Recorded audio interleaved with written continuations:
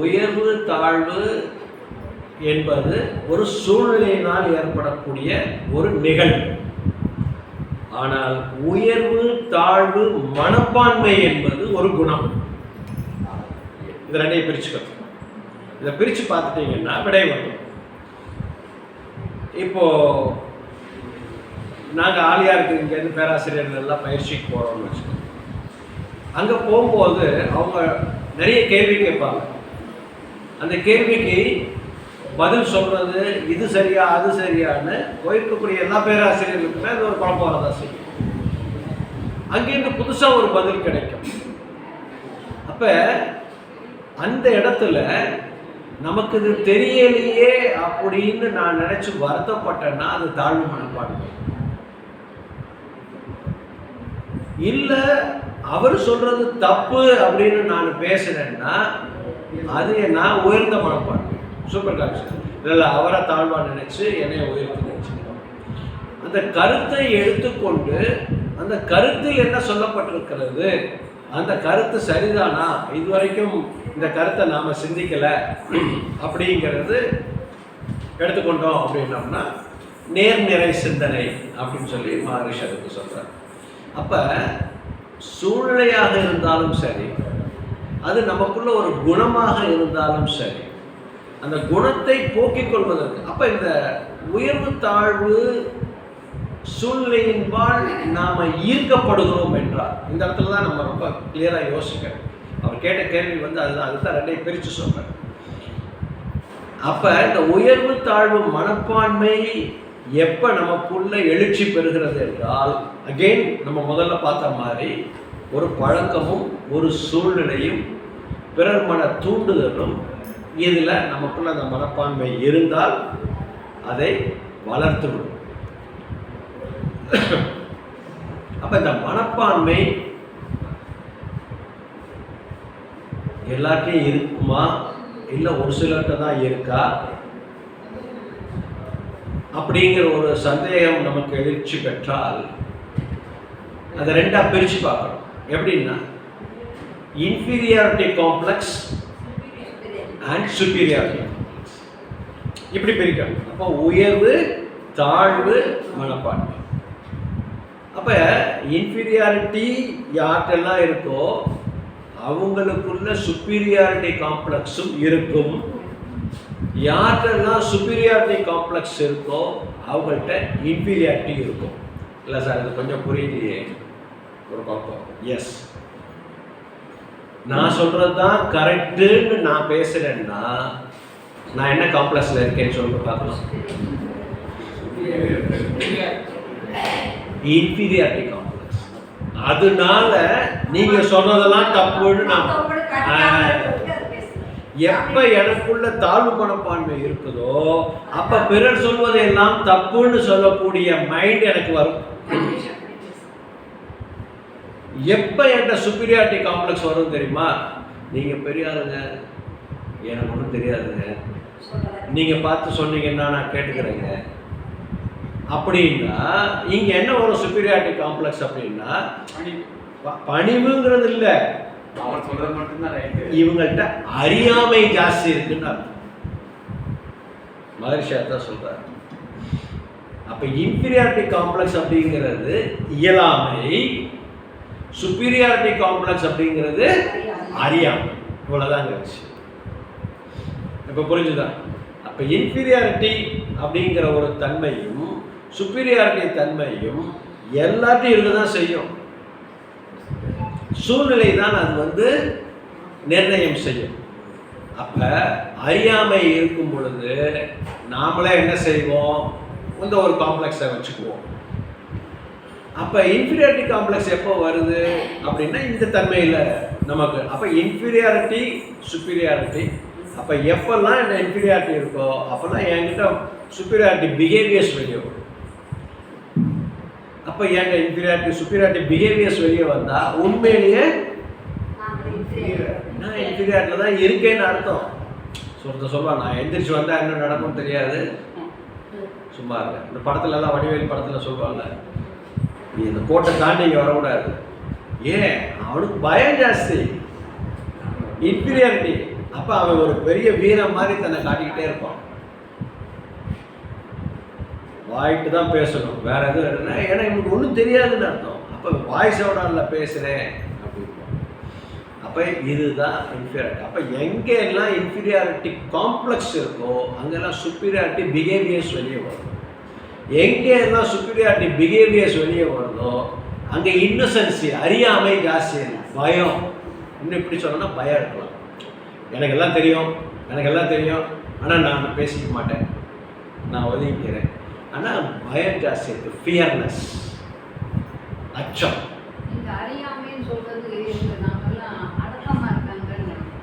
இல்லை அடக்கம் வேறு, அறியாமை. அடக்கம்ங்கிறது டோட்டலாக வேறு. அடக்கம்ங்கிறது என்ன அப்படின்னா அக்செப்ட் ஆஸ் இட் இஸ். அறியாமை வேற, அடக்கம் வேறு. அடக்கம் அப்படிங்கிறது டோட்டலி டிஃப்ரெண்ட்.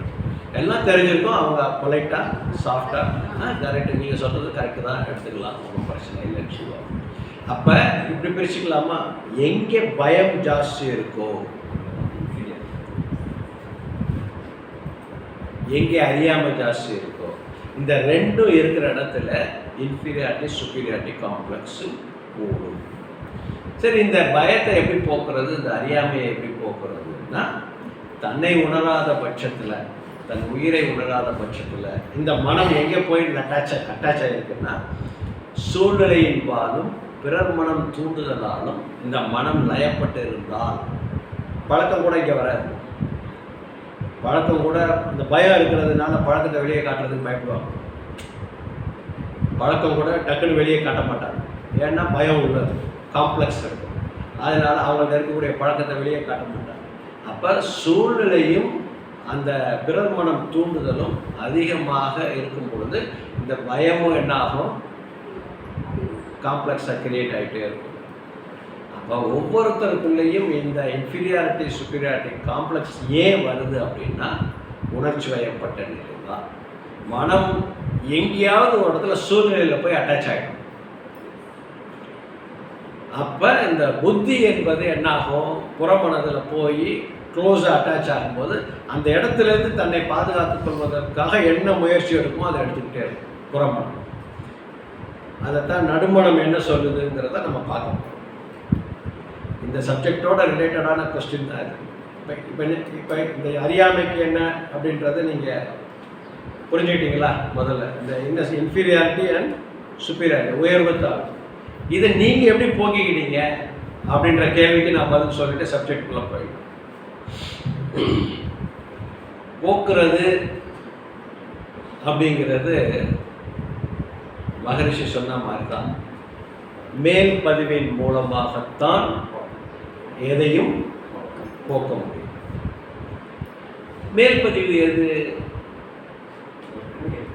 நம்மளுடைய தூய்மையான எண்ணங்கள் தான்.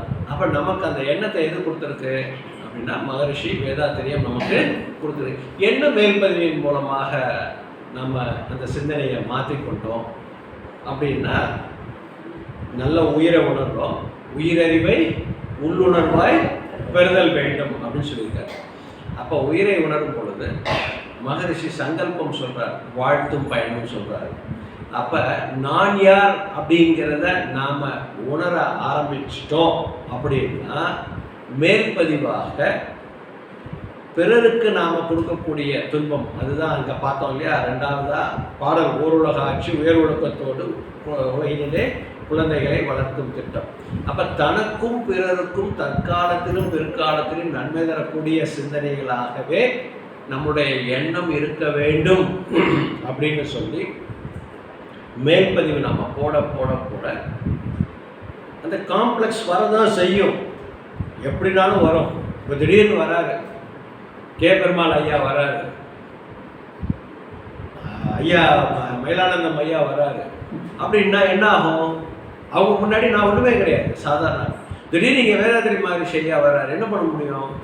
ஒன்றுமே செய்ய முடியாது. அப்போ அது காம்ப்ளெக்ஸ்ன்னு சொல்கிறதா? இல்லை, அங்கே தான் அடக்கம். இல்லை அவர் வந்தால் எனக்கு என்ன, நான் இப்படி தான் இருப்பேன் அப்படின்னு இருந்தால், அப்போ அது எப்போ சரியாக போகும் அப்படின்னா, என்னைக்கு நான் எனது வாழ்நாளில் யாருடைய உடலுக்கும் மனதிற்கும் துன்பம் தரமாட்டேன், துன்பப்படுவோருக்கு என்னால் முடிந்த உதவிகளை செய்வேன் அப்படிங்கிற ஒரு தன்மையை கருமையத்தில் நீங்கள் மேற்பதிவாக பதிவு பண்ண உயர்வு தாழ்வு மனப்பான்மை எழுச்சி பெற்றாலும் அது ஒடுங்கிவிடும். சரி, இதெல்லாம் சோஷியல் ஆக்டிவிட்டீஸ். வாழ்க்கைக்குள்ள கொஞ்சம் லேசாக அப்ளை பண்ணி பார்ப்போமே. எனக்கு ஒரு காம்ப்ளெக்ஸ் இருக்கு. என் ஒய்ஃப் சொன்னால் நான் கேட்கக்கூடாது. அதில் என் பையன் என்ன மீறி போகிறது. அப்போ அதுவும் உயர்த்தாழ்வு மனப்பான்மை தானே. வெளியில் உயர்வு தாழ்வு மனப்பான்மை காட்டினோம்னா அது வேற மாதிரி, எனக்கு அவன் மரியாதை கொடுக்கும். அதே தானே இங்கேயும் குடும்பத்துக்குள்ளேயும் அதே தான். அப்போ உயர்வு தாழ்வு மனப்பான்மை அப்படிங்கிறது ஏன் அது வளர்ந்து கொண்டே போகுது அப்படின்னா, நம்மளை யாருன்னு நாம் அறிந்து கொள்ளாத ஒரு அறியாமை, என்னை சுற்றி இருக்கக்கூடியவர்கள் யார் என்று நான் அறிந்து கொள்ளாத ஒரு அறியாமை. அப்போ தெரிஞ்சுக்கிட்டேன், நான் யார் அப்படிங்கிறது தெரிஞ்சுக்கிட்டேன், என்னை சுற்றி உள்ளவர்களும் அவர்கள்தான் அப்படிங்கிறதையும் தெரிஞ்சுக்கிட்டேன், புரிஞ்சுக்கிட்டேன். ஆனாலும் வீட்டில் சில சமயத்தில் அந்த எழுச்சி வருது. நான் வேதாத்திரியத்துக்குள்ளே வந்ததுக்கு அப்புறமும் எனக்கு அந்த எழுச்சி வருது. அண்ணன் சொன்னால் கேட்குறதா, என் பிள்ளை சொன்னால் கேட்குறதா, என் ஒய்ஃப் சொன்னால் கேட்குறதா, இல்லை அவன் சொன்னால் கேட்குறதா, இவன் சொன்னால் கேட்குறதா அப்படின்னு அவங்க கேட்கும்போது நமக்குள்ளே வருகின்ற எழுச்சியை எப்படி சப்சிடைஸ் பண்ணணும் அப்படின்னா வரதான் செய்யும். அதை எப்படி போக்கிக்கலாம் அப்படின்னா, நம்ம மனசை பக்குவப்படுத்தி உயிரால் தவம் இயற்றி மனதை 14 அலைச்சுழலுக்கு கீழே வச்சு பழகிட்டோம் அப்படின்னா, அவங்க சொல்லும்போது ஒரு தீக்குச்சியை பொருத்தும் போது அந்த பொறி பெருசாக தான் வரும். அதுக்கப்புறம் நின்று ஏறியும் பார்த்தீங்களா, அந்த தீக்குச்சியை பொருத்தும் போது எங்கே என்ன இருக்கும், சர்க்குன்னு தீ பெருசாக வரும். அதுக்கப்புறம் அந்த குச்சி எரிய ஆரம்பிக்கும் போது அதே போல் அந்த மனம் ஒரு வார்த்தையை இல்லை ஒரு செயலை கேட்கும்போது ஒரு தாக்கம் ஏற்படும். அது சிறிது நேரம் தாங்கிக் கொள்ளக்கூடிய பக்குவத்தை நாம் ஏற்படுத்தி வைக்கணும். எங்கே ஏற்படுத்தி வைக்கணும்னா உயிரில் ஏற்படுத்தி வைக்க வேண்டும். உயிர்னா தான் முக்கியம். அப்படின்னா கருமையத்தில் ஏற்படுத்தி வைத்து விட்டோம், அதான் மேல்பதிவு. அப்போ சங்கல்பத்தின் மூலமாக மேல்பதிவின் மூலமாக நாம் அதை தன்மைக்குள்ளே போயிட்டோம்னா யாராக இருந்தாலும் சரி, என் வாழ்க்கை துணையாக இருந்தாலும் சரி, என் பிள்ளைகளாக இருந்தாலும் சரி, சுற்றி உள்ளவர்களாக இருந்தாலும் சரி, அவர்கள் சொல்வதை நான் முதல்ல கேட்க வேண்டும் அப்படிங்கிற ஒரு எண்ணம் எனக்கு வந்துருச்சுன்னா அந்த உயர்வு தாழ்வு மனப்பான்மை இல்லாமல் கருத்தை கேட்டுக்கொண்டு அந்த கருத்துக்கு ஒரு பதில், நீ இப்படி சொல்கிறியா, ரைட்டு, என்னுடைய சிந்தனை இது மாதிரி இருக்குது, இது சரியா அது சரியா அப்படின்ற ஒரு தீர்வு சிந்தனைக்குள்ளே நாம் இறங்குவோம். அப்போ நேர்நிறை சிந்தனை. அப்போ மனம் செட்டில் ஆகிருச்சுன்னா சரியாக போகும். அந்த செட்டில் ஆகிறதுக்கு உண்டான வழியை விளக்கத்தில் சொல்லணும். இப்போ புரிஞ்சது இல்லை, இப்போவும் வரதான் செய்யும். திடீர்னு யாராவது ஒருத்தர் என்ன ஆகும், திடீர்னு ஒருத்தர் என்ன அவர் இப்படி கேட்டார், எப்படி கேட்டாருன்னு தெரியலையே அப்படின்னு வருந்துவதை காட்டிலும் சிந்திக்க ஆரம்பிக்க வேண்டும்.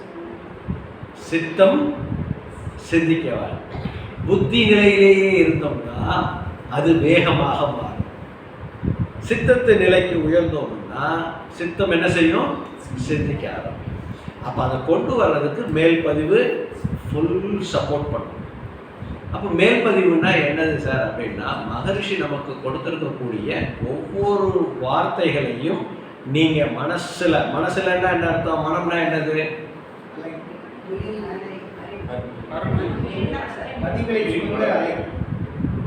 மனம்னா என்னது, நீங்க சொல்றதெல்லாம் தப்பு இல்லை, எல்லாம் கரெக்டு தான். உயிரின் பழக்க நிலை சரி, 6வது அறிவு பதிய வைக்கணும்னு சொல்றேன். மனம்னா என்னது, மனசுல பதிய வைக்கணும்னு சொல்றேன். காந்தத்தில் பதிவு செய்ய வேண்டும். மனம்னா இனிமே என்ன நினைக்கணும், ஜீவ காந்தம். காந்தம் தான் மனமாக இருக்கிறது. எப்படி மனமாக இருக்கிறது, புலன் வழியாக செலவாகும் பொழுது அது மனமாக இருக்கிறது. மூளை செல்கள் வழியாக செலவாகும் போது அது அறிவாக சித்தமாக மாறுகிறது. அப்ப என்னுடைய வாழ்க்கையில் நான் இன்று வரை உயர்வு தாழ்வு மனப்பான்மையை வாழ்க்கையில் துடுப்பாக பயன்படுத்தி இருக்கிறேன்.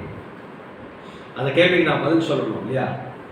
அப்ப இந்த கேள்வி கேட்டதுக்கும் நான் நன்றியை தெரிவித்துக் கொள்கிறேன். ஏன்னா குருவை நான் மனசுல நிறுத்தி தான் அந்த வார்த்தையை பேச முடியும். ஏன்டா அந்த குணம் இல்லை இருக்கு அதெல்லாம் இருக்கத்தான் செய்யும். அப்ப அந்த உயர்வு தாழ்வு மனப்பான்மையை என்ன செய்யணும்னா என்னவாக மாற்றணும்? துடுப்பாக மாற்ற வேண்டும். இப்போ ஒரு படகு பயணிக்க வேண்டும் என்றால் என்ன செய்யணும்? துடுப்பு பின்னாடி தள்ளணும், படகு முன்னாடி போகும். அப்ப எனக்கு ஒரு உயர்வு தாழ்வு மனப்பான்மையை தூண்டக்கூடிய ஒரு சூழ்நிலை ஏற்படதான் செய்யும். யாருனாலும் ஏற்படதான் செய்யும், எப்பனாலும் ஏற்படதான் செய்யும். ஞானக்களஞ்சியம் 1 புத்தகத்தை எடுத்து படித்து பார்த்தீங்கன்னா அதில் நிறைய விஷயங்கள் மகரிஷி பட்ட துன்பங்கள் என்னென்னங்கிறத இன்டைரக்டாக கொடுத்துருப்பாரு.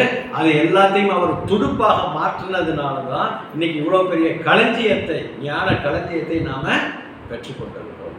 அப்போ அவருடைய வாழ்க்கை வரலாறை எடுத்து பாருங்க, அவர் பட்ட துன்பங்கள். அப்போ அதெல்லாம் எப்படி பண்ண முடிஞ்சதுன்னா, அப்போ ஒரு உயர்வு தாழ்வு தன்மையாக நாம் மாறுவதை காட்டும் உயர்வு தாழ்வு மனப்பான்மை சூழ்நிலையினால் ஏற்படுகிறது. அதை மாற்றுவது ரொம்ப ரொம்ப ரொம்ப சாதாரணம், ஈஸி வேதாத்திரியத்தை அன்பர்களுக்கு. அதனால அப்போ நீங்கள் எப்படி எடுத்துக்கணும் அப்படின்னா, உயர்வு தாழ்வு சூழ்நிலையை உங்களுடைய துடுப்பாக மாற்றிட்டீங்கன்னா, யார் உங்களுக்கு உயர்வு தாழ்வு சூழ்நிலையை கொடுத்தாங்களோ அவங்கள வச்சு நீங்கள் முன்னுக்கு வந்துடலாம். அப்போ 2 விதம் நடக்குதா? ஒன்று அவங்களோட நட்பாயிருவீங்க, இன்னொன்று தெரிஞ்சோ தெரியாமலோ இன்னா செய்தாரை ஒருத்தர் நன்னயம் செய்தார், அவங்களுக்கு நீங்கள் நன்மையை செஞ்சிருவீங்க. அவங்களால உங்களுக்கும் நன்மை ஆகிடும், உங்களால் அவங்களுக்கும் நன்மை ஆகிடும். அவங்களும் ஃபீல் பண்ணுவாங்க, ஐயோ நம்ம அவங்களுக்கு இப்படி செஞ்சிருக்கக்கூடாது. அதுக்கப்புறம் என்ன ஆகும்? அவங்க கூடுதலாக நமக்கு நன்மை செய்ய ஆரம்பிச்சுடுவாங்க.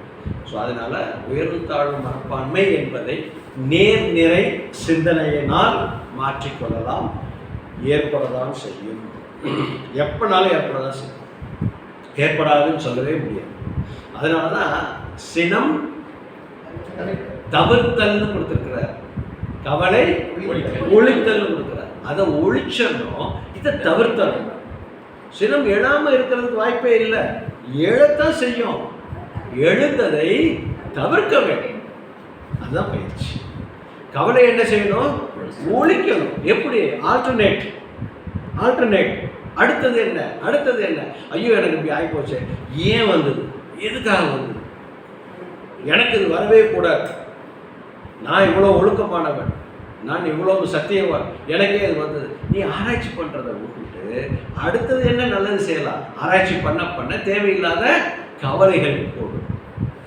அப்போ தோல்வியில் துவண்டு போவதை விட தோல்வியை வெல்வது எப்படின்ற ஆராய்ச்சிக்குள்ளே போயிட்டோம்னா நமக்கு என்ன இருக்காது, பிரச்சனை இருக்கு. அப்போ அந்த உயர்வு தாழ்வு மனப்பான்மை என்பதை துடுப்பாக மாற்றுங்கள், வாழ்க்கையில் வெற்றி கிடைக்கும்.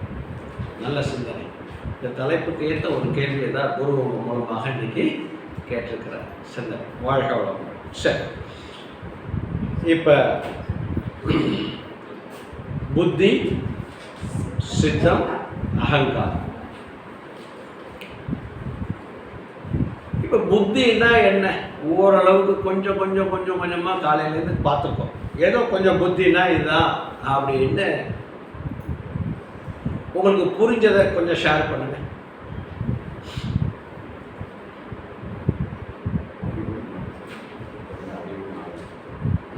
அறிவும் ஆரம்பிச்சு.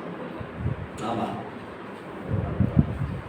அதில் பல பதிவுகள், அதாவது கர்மயிற்கு நிறைய பதிவுகள், அது பிரதிபலிச்சுங்கிறது தான் அந்த ஜீவகாந்தத்தில் என்ன மூலையில் மட்டும் எண்ணமாக வந்து இது தொடர்ந்து உயிருள்ள வரைக்கும், அதாவது வீட்டு தூங்காமல் இருக்க நேரம் தவிர மற்ற நேரம் வந்துகிட்டே தான் இருக்கு.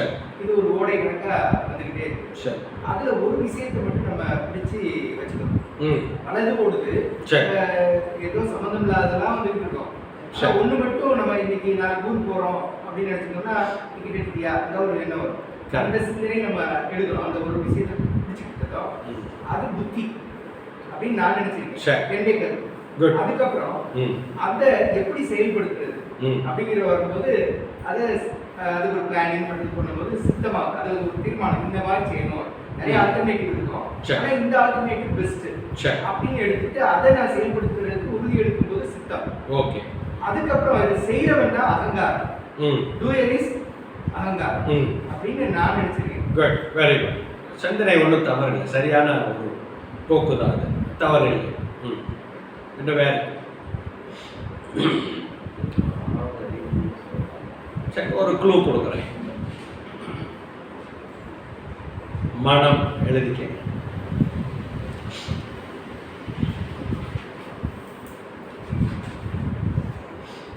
மனம் எத்தனை வகையாக நமக்கு மகரிஷி பிரித்து சொல்லியிருக்காங்க? அன்னமயம் கோஷங்கள், 5 கோஷங்களாக பிரிக்கிறாங்க மனதை, இல்லையா? என்னென்ன கோஷம்? அன்னமயம், மனோமயம், பிராணமயம், விஞ்ஞானமயம், ஆனந்தமயம். சரி, 5 கோஷங்களாக பிரிக்கப்பட்டது மனம். சரி, இப்போ அடுத்தது மனதின் நிலைகள் எத்தனை சொன்னீங்களே? 3 கை காட்டினீங்கல்ல, சொல்லுங்க. மனதின் நிலைப்படிகள் 3. மனதின் கோஷங்கள் எழுச்சி பெறுவது 5ஆக எழுச்சி பெறுகிறது. மனதின் நிலைப்படிகள் 3: புறமனம், நடுமனம், ஆழ்மனம் அல்லது அடிமனம். இப்ப புத்தின்னா என்னன்னு சொல்லுங்க.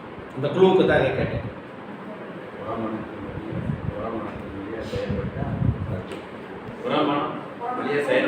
புலன்கள் வழியா செயல்படுறது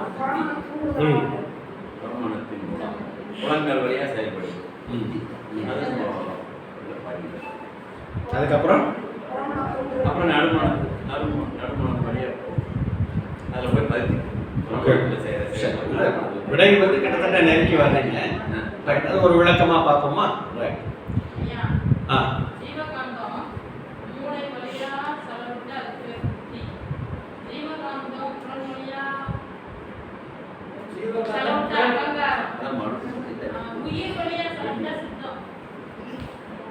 ரைட் ரைட் எடுத்துக்கோ உங்கள் வார்த்தையே எடுத்துக்கலாம், ஒன்றும் தப்பு இல்லை.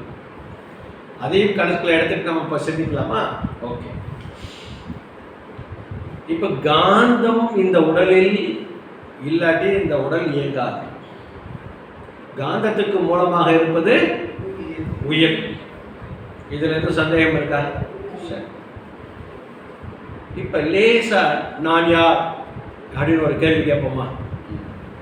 கேளுங்க. நான் யார் சொல்லுங்க.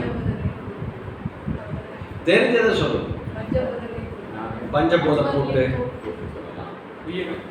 உயிர், பிரம்மம், அறிவு, அப்புறம் இறைநிலையே பல நிலைகள், அதாவது பின் அது உயிராக வந்து ஒரு ஒழுங்கமைப்போடு இயங்கும் போது நம்ம வந்து அது உணர்தல்ங்கிற ஒரு இது வந்து அந்த மாதிரி எல்லாமே இறைநிலையின் எல்லாமே இறைநிலையே அம்சம் தான். இறைநிலையின் துண்டுபட்ட பகுதி பிரபஞ்சம் பூராமே இருக்கேன். ஆன்மா இறைநிலையின் துண்டுபட்ட நிலை பிரபஞ்சம் பூரா இருக்கு. இங்க என்னவா இருக்கு? இறைநிலை சிறப்பு இயக்கமாக, சிறப்பு நிலையாக இயக்கமாக மனிதனாக இறைநிலை தான் பல வடிவங்கள்ல ஆனது. நமக்கு அப்படி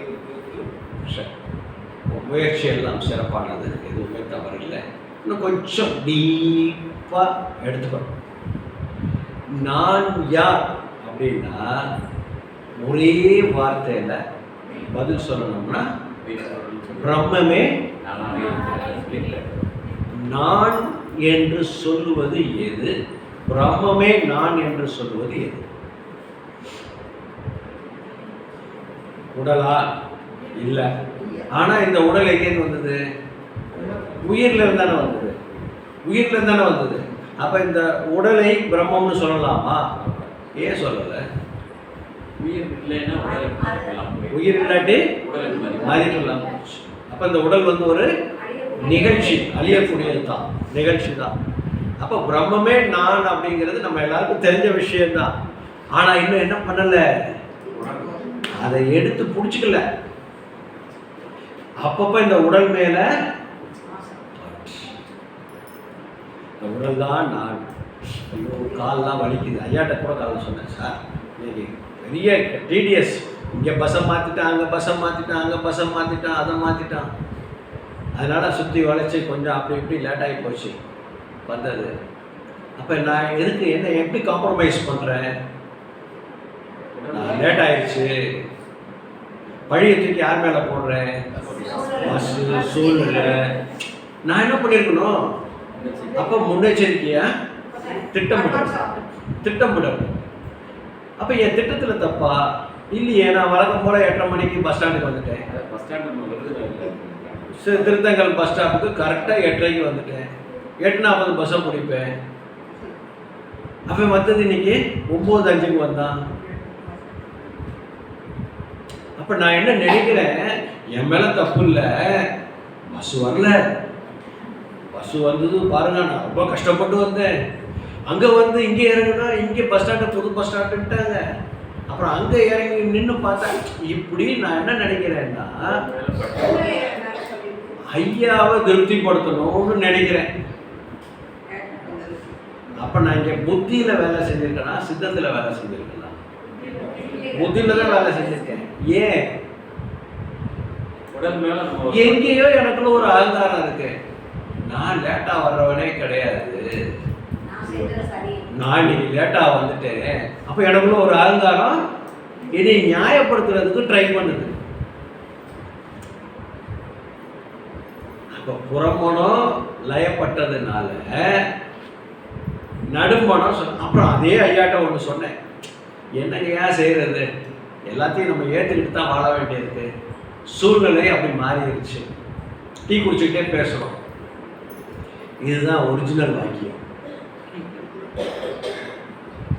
அகம் சொன்ன வாக்கியம் அதுதான். எல்லாத்தையும் ஏற்றுக்கிட்டு தான் வந்திருக்கோம், ஏற்றுக்காம ஒன்றும் வரல. ஆனால் அதுக்கு முன்னாடி நான் பேசுனதெல்லாம் தேவையான்னு பார்த்தா தேவை இல்லை, வழக்கத்தினால பேசுறது, நியாயத்தை எடுத்து சொல்றதுக்காக பேசுறது, நியாயப்படுத்துறதுக்காக பேசுறது. அப்ப இந்த மனம் புத்திலையும் வேலை செய்யுது, நடுமணமாகவும் வேலை செய்யுது. வேதாத்திரியா நான் இருக்கிறதுனால கடைசியில அவர்கிட்ட சரண்டர் ஆகுறேன். எல்லாத்தையும் ஏற்றுக்கிட்டாயே ஆகணும். என்ன செய்யறது? மக்களுடைய தேவைகளை பூர்த்தி செய்யணும்னா இதெல்லாம் நம்ம பண்ணணும். எதெல்லாம் பஸ் ஸ்டாண்டை மாற்றுறது வைக்கிறதெல்லாம் அரசாங்கம் செய்கிறது தான். அப்போ மகர்ஷி சொன்ன அக்செப்ட் ஆஸ் இட் இஸ் பாலிசியை நம்ம கடைபிடிக்கணும். அப்போ நான் இன்னைக்கு எதை கடைபிடிக்கல? ஐயா லேட் ஆயிடுச்சு அவ்வளோதான், அதோட நான் விட்டுருக்கணும்ல. என்னை நியாயப்படுத்துறதுக்காக நான் ஏன் பேசுகிறேன்? அப்போ எங்கேயோ எனக்குள்ள ஒரு காம்ப்ளெக்ஸ் இருக்கு. அந்த காம்ப்ளெக்ஸ் என்ன செய்யுது? பேச வைக்கிது. ஏன்? நான் இது வரைக்கும் லேட்டாக போய் எங்கேயுமே பழக்கம் கிடையாது. அப்போ எனக்குள்ள அது ஒரு சங்கடம், ஒரு அகங்காரம் அல்லது ஒரு வேதனையே தருது. நம்ம கரெக்டாக போடுவோமே, இன்ஃபேக்ட் 5 நிமிஷம் முன்னாடி போவோமே, இன்னைக்கு ஏன் நம்ம இப்படி விட்டுட்டோம்? கொஞ்சம் கவனக்குறைவாக இருந்துட்டோமா, இல்லை அக்கறை இல்லாமல் இருந்துட்டோமா, இல்லை அலட்சியம் ஆகிட்டோமா? அப்போ எனக்குள்ள ஒரு அவ்வளவு சிந்தனைகள் வருது. அப்போ 9:30க்கு 9:30 இருக்கும் ஐயா ஃபோன் பண்ணுறாரு. பாலவனத்தை தாண்டி போய் நினச்சிக்கிட்டு அவர் ஃபோன் பண்ணுறாரு. ஐயா நான் இன்னும் விருதுநகர் பஸ் ஸ்டாண்டில் நிற்கிறேன், இப்போ பஸ்ஸு வந்துடும், ஏறி வர்றேன். அப்போ இதெல்லாம் காரணம் இந்த புறமணம், நடுமணம், ஆழ்மனம். அப்போ நான் சொல்லி முடிச்சிட்டேன். இப்போ உங்களுக்கு எல்லாம் டீட்டெயிலும். ஆழ்மனம் உள்ளதை மட்டுமே சொல்லக்கூடிய ஒரு தன்மையை உடையது. ஆனால் அந்த ஆழ்மனதுக்கு இங்கே என்ன பேர் கொடுத்துருக்காங்க? அகங்காரம்னு பேர் கொடுத்துருக்காங்க. ஆழ்மனதுக்கு என்ன பேர் கொடுத்துருக்காங்க? அகங்காரம்னு பேர். ஏன் அந்த அகங்காரம்னு பேர் வந்தது? அது ஒரு கேள்வியாக வைத்துக் கொள்ளும். இப்போ நான் யார்? விளக்கத்தை பார்த்துட்டு அகங்காரத்துக்கு போகும். நான் யார் அப்படின்னா இப்போ நம்ம என்ன செய்யணும்? இனிமேல் என்ன நினைக்கணும்? பிரம்மம். அதான் மகரிஷி சொல்லுவாங்க, பிரம்மமே நான் அப்படின்னு நினைக்கிறத காட்டிலும் பிரம்மமே இங்கு நானாகவும் இருக்கிறது. பிரம்மமே நான்னா அது அகங்காரம் இல்லையா? பிரம்மமே இங்கு நானாகவும் இருக்கிறது. அது எங்கே இருக்குது? ஆழ் மனதில் இருக்கு. 6வது அறிவாக ஆழ் மனதில் இருக்கு. அந்த ஆழ்மனம் எங்கே இருக்குங்க? மனம் எங்கே இருக்கு சொல்லுங்க பார்க்கலாம். உயிர் எங்கே இருக்கு? யோசிச்சு பாருங்க. அறிவு எங்கே இருக்கு? யோசிச்சு பாருங்க. மனம் எங்கே இருக்கு? இது எல்லாமே என்னவாக இருக்கிறது? மறை பொருளாக இருக்கிறது. இது எதையுமே பார்க்க முடியுமா? அப்ப மனசையும் பார்க்க முடியல, ஏன்னா காந்தம். பிரம்மத்தையும் பார்க்க முடியல, அறிவையும் பார்க்க முடியல. இப்படி ஒவ்வொன்றையும் பார்க்க முடியாத உயிரையும் பார்க்க முடியல. உயிர் தானே மூலமாக இங்கே வந்திருக்கு. அப்போ உயிரையும் பார்க்க முடியல. அப்போ பிரம்மத்தை பார்க்க முடியல, விண்ணை பார்க்க முடியல, அறிவை பார்க்க முடியல, ஆழ்மனம் என்று சொல்லக்கூடிய அந்த பிரம்மமே நானாக இருக்கிறதையும் பார்க்க முடியல. இந்த நாளையும் பார்க்க முடியல. பார்க்க முடியாத ஒன்றை வைத்துக்கொண்டு இவ்வளோ பெரிய வாழ்க்கையை வாழ்ந்து கொண்டு இருக்கிற ஒரு சமுதாயம் என்னது? மனித சமுதாயம். இன்னைக்கு 30 கோடி முகமுடையாள்னு சொல்லி பாரதியார் ஒரு 100 வருஷத்துக்குள்ள வச்சுக்கலாமா? அவ்வளோதானே இருக்கும். ஆனால் இந்த 100 வருஷத்துல 30 கோடி முகமுடையால் எத்தனை கோடியாக மாறிடுச்சு? 140 கோடியாக மாறிடுச்சு. அப்போ பாரதியார் இருந்திருந்தாருன்னா இன்னைக்கு என்ன பண்ணியிருப்பாரு? மகரிஷி சொல்றாரு, பாரதியாரும் வள்ளலாரும் இன்னும் சில காலம் இருந்திருந்தால் எனக்கு வேலை வேற எந்த வேலை கிடையாதுங்கிற. எவ்வளவு ஒரு பெருந்தன்மையான ஒரு குரு நமக்கு கிடைச்சிருக்கிறார். பாரதியாரும் வள்ளலாரும் இன்னும் கொஞ்சம் காலம் இருந்திருந்தாங்கன்னா எனக்கு இந்த வேலை இல்லை, இதுக்கு அடுத்த வேலையை கொடுத்துருப்பாங்க, நான் செஞ்சிருப்பேன். நான் செய்வேன்னு சொல்லல, அடுத்த வேலையை கொடுத்துருப்பாங்க, நான் செய்கிறேங்கிறார். அப்படின்னா இதில் என்ன நம்ம புரிஞ்சுக்கணும்னா, குருவை மதித்து ஒழுகினால் அவர் மானசீகமாக தன் குருவாக திருமூலரை, வள்ளுவரை, வள்ளலாரை, ஞான சம்பந்தரை, இப்படி பல பேர் அவர் ஞானம், அதாவது ஞான குருவாக மானசீகமாக குருவாக ஏற்றுக்கொண்டதனால் இந்த ஒரு நல்ல ஆன்மாவை பயன்படுத்தி மக்களுக்கு தொண்டு செய்வதற்கு இவர் மூலமாக நாம் நிறைய கொடுக்கலான்னு அந்த ஆன்மா என்ன பண்ணுது? நம்ம குருவத்தை நாம யாரை பிடிக்கணும்?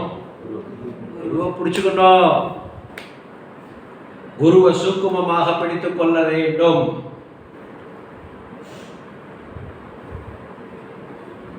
குருவை சூக்குமமாக பிடித்துக் கொள்ள வேண்டும். அன்பர்களை பிடித்துக் கொள்ளுங்கள். பிடிக்க முடியும். இந்த சரீரத்தில் சூக்குமம் சுற்றி கொண்டிருக்கிற வரைக்கும் அந்த சூக்குமத்தை நினைத்த மாத்திரத்தில் அந்த சூக்குமம் நம்மோடு இணையும். அந்த சூக்குமம் இணையும் பொழுது என்ன ஏற்படுகிறது என்றால், அக்செப்ட் ஆஸ் இட் இஸ் நமக்கு சொல்லிக் கொடுத்துருக்கிறார் பாருங்க மகரிஷி. அந்த தன்மை நமக்குள் வந்துவிடும். அந்த தன்மை நமக்குள் வந்துவிட்டால் பிறர் சொல்லை கேட்க வேண்டும், ஏற்றுக்கொள்ள வேண்டும், அவர் சொல்வதை சிந்திக்க வேண்டும். அவர் சொல்வதில் எது சரி, எனக்கு எது ஏற்றுக்கொள்ள முடியும், நிராகரிப்பதற்கு பதிலாக ஏற்றுக்கொள்ளக்கூடிய தன்மை நமக்குள்ள வந்துட்டாலே பாதி விஷயம் என்ன ஆகிடும்?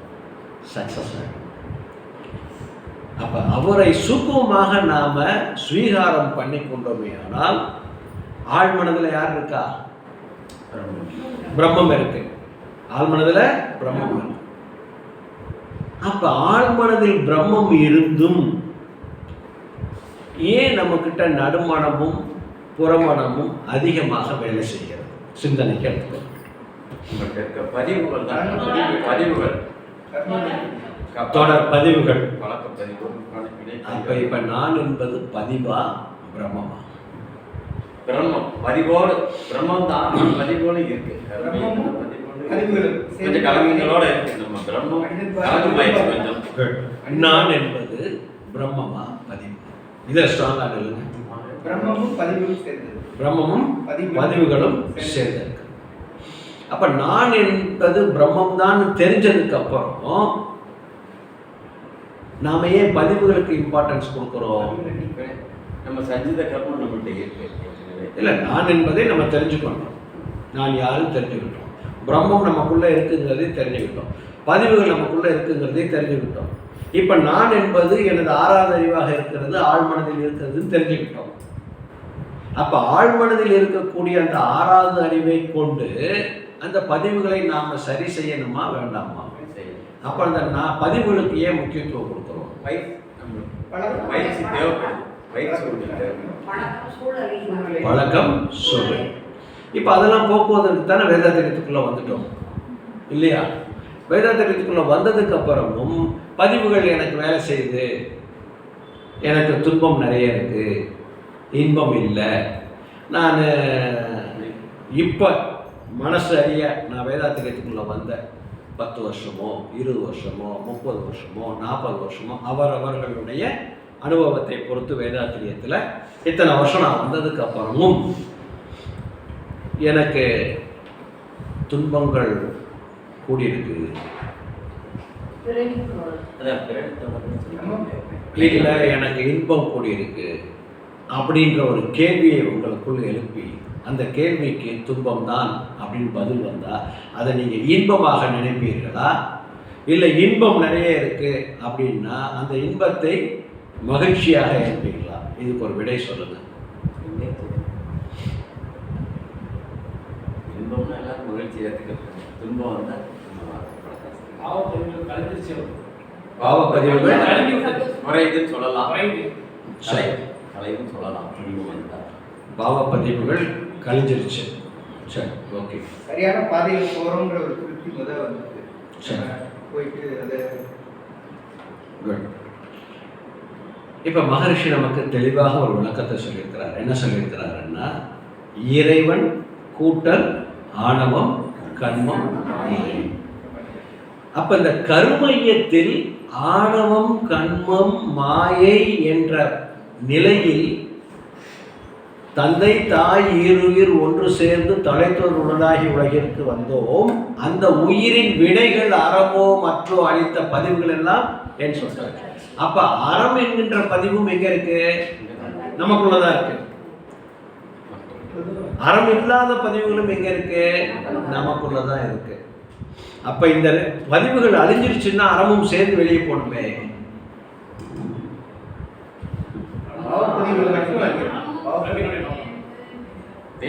பதிவுகள் போயிருச்சுன்னா அறமும் சேர்ந்து வெளியே போயிடணுமே. நல்ல பதிவுகள் அப்படியே தான் இருக்கும். தீய பதிவுகளை தான் வெளியேற்றணும். தீய பதிவுகளை தான் வெளியேற்றணும். தீய பதிவுகளை வெளியேற்றணும். அது மேல் இது நல்ல பதிவா மேல் பதிவு போட்டு அதை வெளியேற்றணும். Very good. அப்ப நல்ல பதிவு உள்ள பத்திரமா இருக்கு, தீய பதிவுகள் வெளியேற்றிட்டீங்க. சரி, குட். தீய பதிவுகள் எழுச்சி பெறாமல் ஆக்கிட்டீங்க. வெளியேற்றிட்டீங்களா? எழுச்சி பெறாமல் ஆக்கிட்டீங்க.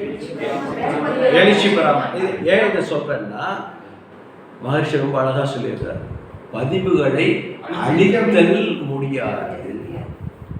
ஏன்னா வந்தது அதை எழுச்சி பெறாம. ஏன் இதை சொல்றோம் அப்படின்னா, நான் யார் அப்படிங்கிறத நாம நல்லா புரிஞ்சுக்கிட்டோம் அப்படின்னா நம்ம யார் சொல்ல கேட்கணுங்கிறத கடைசி முடிவுக்கு நான் சொல்றேன். நான் யார்? பிரம்மமே நான். அப்ப எனக்குள் இருக்கக்கூடிய அந்த பிரம்மம் தான், அந்த இதுதான் ஆறாவது அறிவாக இருக்கிறது. இறைவன் எனக்குள்ளே இருக்கிறான்னு நான் தெரிஞ்சுக்கிட்டாச்சு. அப்ப மேல் பதிவாக அப்ப இந்த பதிவை நாம சீரமைக்க வேண்டும். அப்ப எப்படி சீரமைக்க வேண்டும்? எண்ணம் ஆராய்ச்சி அகத்தாய்வின் மூலமாக சீரழிக்க வேண்டும். சரி, அகத்தவம் அகத்தவம் அகத்தாய்வு மௌனம் மௌனம். சரி, இதெல்லாம் பண்ணா சீரமைஞ்சிருப்பான்.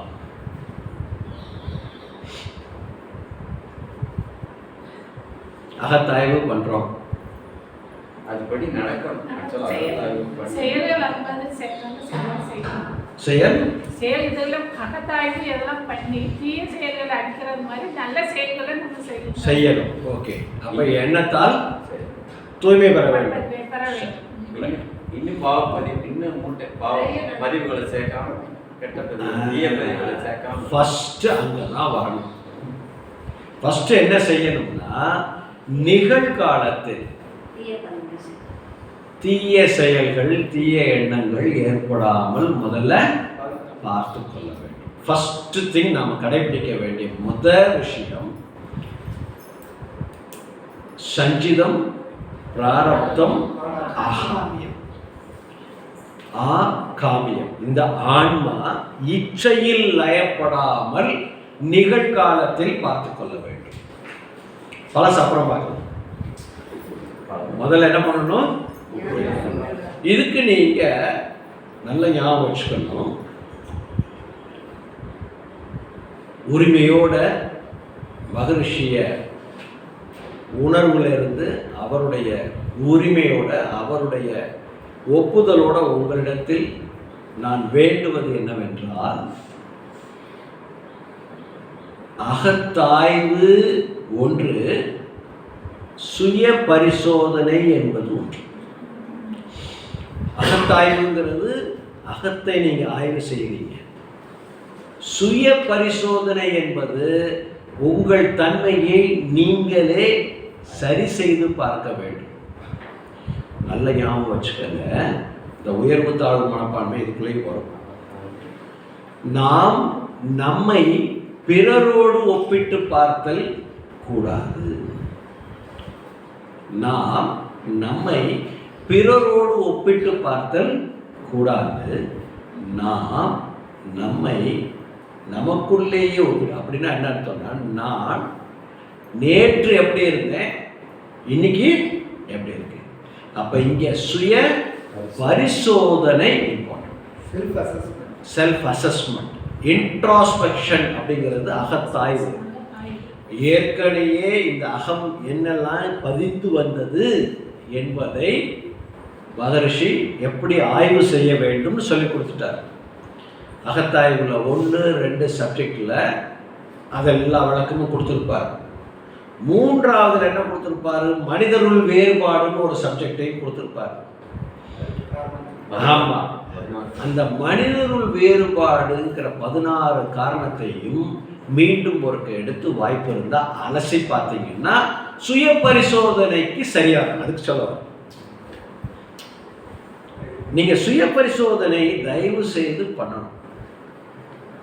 பண்ணினீங்கன்னா தான் நம்ம கிட்ட இருக்கக்கூடிய இந்த காம்ப்ளெக்ஸ் வெளியே போகும்.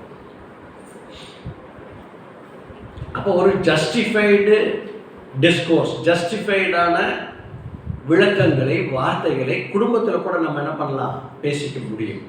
இல்லாட்டி என்ன ஏதோ ஒரு இடத்துல நான் சொல்றதை கேட்கல, நான் எதுக்கு அவங்களுக்காக ஹெல்ப் பண்ணணும் அப்படின்ற மைண்ட் செட்டு வந்துடும். வரக்கூடாது. பிடித்தவரோ பிடிக்காதவரோ நம் கடமையை நாம செய்யணும். தெரிந்தவரோ தெரியாதவரோ உதவின்னு வந்துட்டா செஞ்சிடணும். இல்லையா, உதவி செய்யல, எனக்கு உதவி அதே மாதிரி நடுவில் பார்த்தா உதவி செய்யணுங்கிற ஒரு மனப்பான்மையில தேவையில்லாமல் போய் வம்பளையும் மாட்டிக்காதீங்க.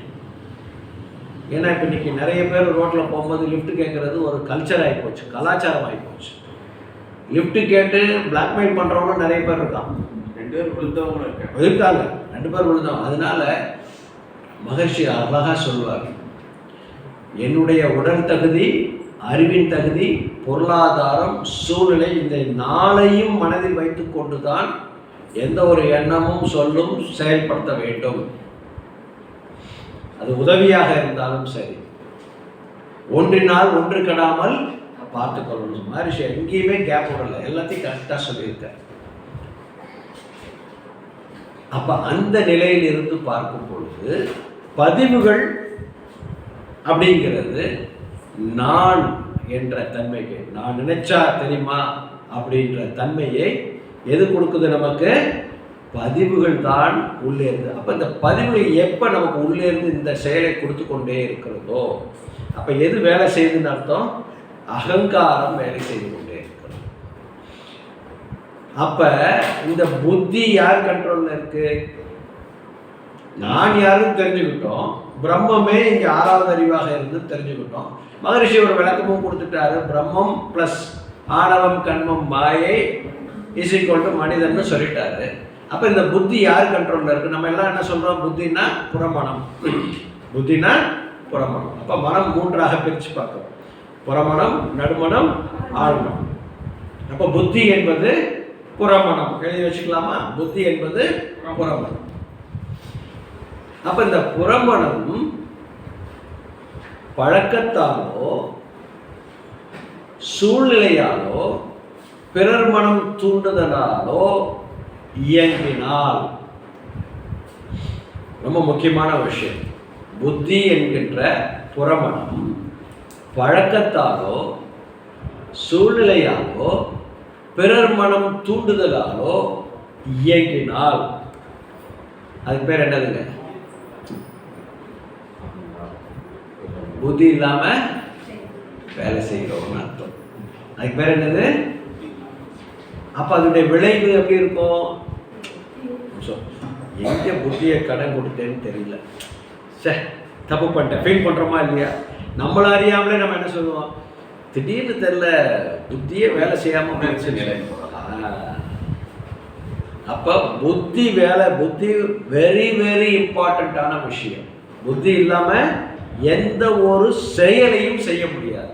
அப்ப புத்தி என்பது புறமணம் = கருவிகள் மூலமாக இயங்கக்கூடியது. குறிச்சு, இதுதான் ரொம்ப முக்கியமான விஷயம். அது இதை புரிய வைக்கிறது தான் அவங்களோட எக்ஸ்பிளனேஷனும். புத்தி என்பது மனம் இல்லாம எந்த ஒரு செயலை செய்ய முடியுமா? மனம் இல்லைன்னா மார்க்கம் இல்லை, வழி இல்லை. அப்ப மனம் என்பது எதுவாக ஃபர்ஸ்ட் செயல்படுது? எக்ஸ்போஸ் ஆகுதுன்னா புத்தியாக வெளியே எக்ஸ்போஸ் ஆகுது புத்தி.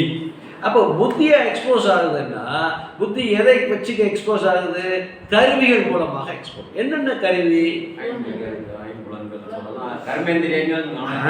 அதையும் சேர்த்துக்கணும். ஞானேந்திரியங்கள் 5, கர்மேந்திரியங்கள் 5 மூலமாகத்தான் புத்தி செயல்பட வேண்டும். இப்படி புத்தி செயல்படும் போது உணர்ச்சி வயப்பட்ட நிலையில், அப்படின்னா என்ன அர்த்தம்? பழக்கம், சூழ்நிலை, பிறர் மனம் தூண்டுதல். உணர்ச்சி வயப்பட்ட நிலையில் இருந்து செயல்பட்டால் அந்த மனதிற்கு பேர் என்ன? மனோமய கோஷம். அப்படியே சேர்த்து எழுதிக்கிட்டே வந்திருக்கு. அதுக்கு பேர் என்னது? மனோமய கோஷம். அப்ப மனம் எந்த தன்மையில, என்ன அலைச்சூழல்ல இருக்குது? 20க்கு மேல. அப்ப நீங்க ஆக்னையில இல்லை, உணர்ச்சி வயப்பட்ட நிலையில் தான் இருக்கிறீங்க. ஆனா புத்தி செயல்படுது. அப்போ புத்தி அந்த இடத்துல செயல்படும் பொழுது, உணர்ச்சி வயப்பட்ட நிலையில் இருந்து செயல்படும் போது எது வெளிப்படுகிறது? அகம் காரமாக, அகங்காரமாக, ஆணவம் கண்மம் மாயா. அகம் என்பது என்னது? உள்ளம். உள்ளத்துல யார் இருக்குதா? உள்ளம் உண்மையை தவிர வேற எதுவும் சொல்ல போறது இல்லை. உள்ளத்துல யார் இருக்கா? இறைவன் இருக்கிறார். ஆனால் அதே உள்ளத்தின் ஒரு பகுதியாக இருக்கக்கூடிய, பதிவுகளாக இருக்கக்கூடிய அகங்காரம் என்ன செய்யுது? உங்க புத்தியை செயல்படுத்துது உணர்ச்சி வயப்பட்ட நிலையில். எதன் மூலமாக? புலன்கள் மூலமாக.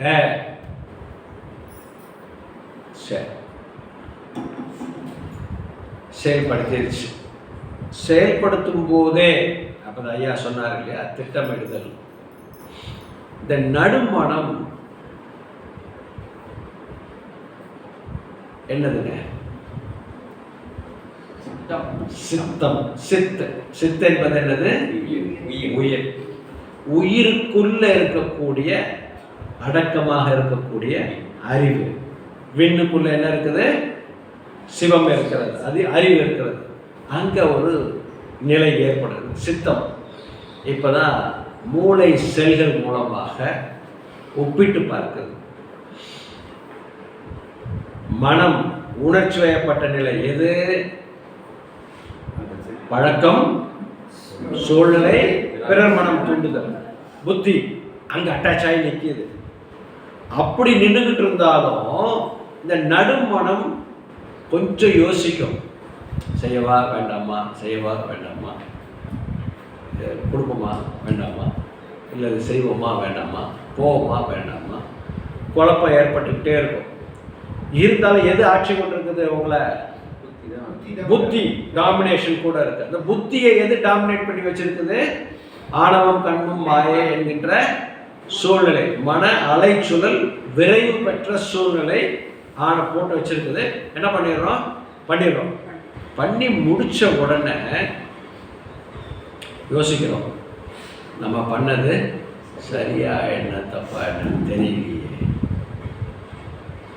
சரி அப்படின்னு நாமளே ஒரு காம்ப்ரமைஸ் வரோம். வந்தால் என்ன வருதோ பார்த்துக்குவோம் அப்படின்ற ஒரு முடிவுக்கு வரோம்.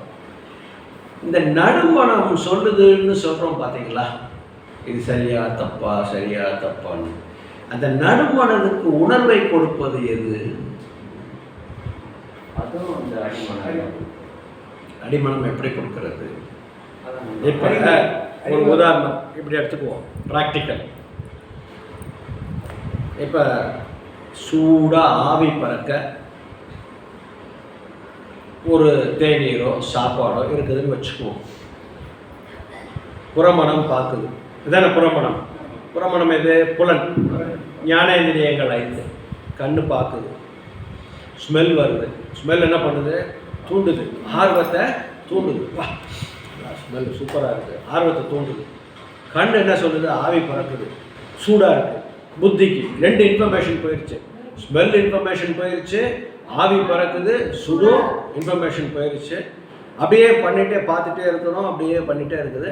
கருவி கை டபக்குன்னு போய் தொடு சுட்டுச்சு. இந்த நடுமணம் என்ன பண்ணுது? கருவியை, எந்த கருவியை? கர்மேந்திரியங்களை இன்னும் கொஞ்சம் ஸ்பீடப் பண்ணி என்ன பண்ணுது? போய் தொடுது. தொட்ட உடனே சுடுது. ஆனால் சுடுதுங்கிறது ஞானேந்திரியமும் சொல்லிருச்சு, கண்ணால் பார்க்குறோம் அது. ஆனால் இந்த புறமணம் எங்கே போய் எந்த புறமணம்? ஸ்மெல்லு. அப்போ இந்த புறமணம் என்ன பண்ணுது? அதை தூண்டுது. ஸ்மெல் நம்மளை தூண்டி கை வைக்க சொல்லுது. கை வச்சாச்சு, சுட்டுச்சு. அப்போ கை வைக்காதேன்னு சொன்னது நடுமணமா? இந்த ஆவி பறக்கிறத பார்த்து இவ்வளவு சூடாக இருக்குதுன்னு சொன்னது நடுமணமா புத்தியா?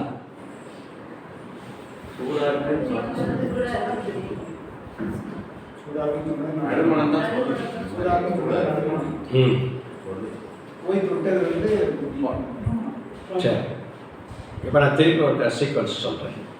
சூடான ஒரு பொருள், நல்ல உணவுப் பொருள், வாசனை கிளர்ச்சியை கொடுக்குது.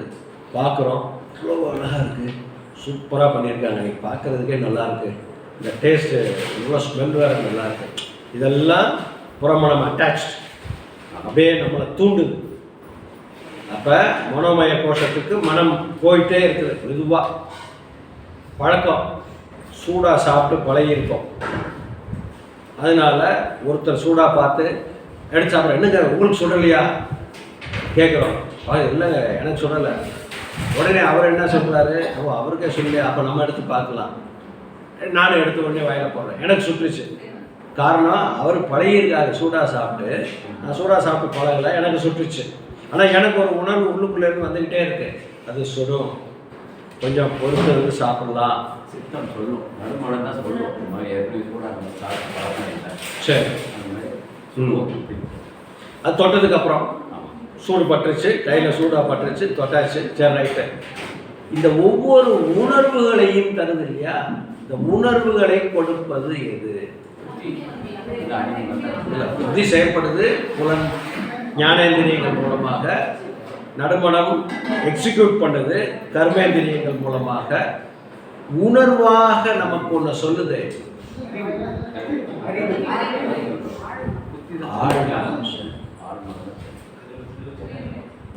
உங்களுக்கு உள்ளே இருந்து ஒவ்வொரு எண்ணம் எழுச்சி பெறும் பொழுதும் ஆழ் மனதில் இருந்து ஒரு உணர்வு நடுமணம் வழியாக புத்திக்கும் வரதான் செய்யும். அந்த ஆழ் மனமாக இருப்பதுதான் அந்த இறை தன்மை. இப்ப நான் ஒரு கெட்டது செய்யணும்னு நினைக்கிறேன், ஒரு ஸ்மோக் பண்ணணும்னு நினைக்கிறேன், ட்ரிங்க் பண்ணணும்னு நினைக்கிறேன். புறமணம் சூழ்நிலை என்னைய தூண்டுது, ஸ்மோக் பண்ணுறதுக்கு தூண்டுது. ஒருத்தர் வந்து ஸ்மோக் பண்ணுறதுக்கு எனக்கு ஆஃபர் பண்ணுறாரு, ட்ரிங்க் பண்ணுங்கன்னு ஆஃபர் பண்ணுறாரு. நடுமணம் போவா வேண்டாமா, போனால் வீட்டில் என்ன சொல்லுவாங்க, அவங்க என்னை பார்த்தா என்ன செய்வாங்க. நடுமணம் அனலைஸ் பண்ணுது, தடுமாற்றம். நடுமணம் என்ன பண்ணுது, அனலைஸ் பண்ணுது. தொடுவுமா வேண்டாமா, இல்லை இது கெட்டதாச்சே, தொடுவுமா வேண்டாமா, இப்படியெல்லாம் அனலைஸ் கெட்டதுன்னு தெரியுது, அனலைஸும் பண்ணுது. புறமணம் அட்ராக்ஷன் புத்தி சொல்லுது, இது என்ன புதுசாக இந்த பழக்கம் பழக போகிறேன்னு தெரியுதுல, வைக்கல, சரி இந்த சூழ்நிலை இப்படி அது ஒரு அட்ராக்ஷனுக்கு என்னை இழுத்துட்டு போயிடுச்சு. அங்கே போனேன், நடுமணம் திருப்பி என்ன அனலைஸ் பண்ண வைக்கிறது, இது தேவையில்லாமல் வந்து இப்படி ஒவ்வொரு இடத்துலையும் உள்ளே இருந்து ஜஸ்டிஃபிகேஷனுக்கும் தூண்டுறதுக்கும் ஒரு உணர்வை காந்தம் என்கின்ற தன்மையிலேருந்து மாற்றி மாற்றி கொடுத்துக்கிட்டே இருக்கு. சரி நான் ஃபைனலாக பார்க்குறேன், சரி நீ போயிடலாம் அப்படின்ட்டு போகிறேன். நான் போய் அந்த தவறை செய்ய ஆரம்பிக்கும் பொழுது எனக்கு ஒரு உணர்வு ஏற்படும், நீ செய்வது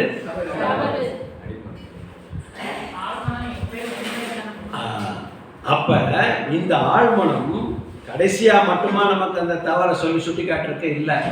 நடுமணம் போராடுவதற்கும் முடிவெடுக்க முடியாமல் தடுமாற்றம் ஏற்படும் போதும் உள்ளே இருந்து அந்த நல்லதை சொன்னதும் எது, இந்த ஆழ்மனம் தான்.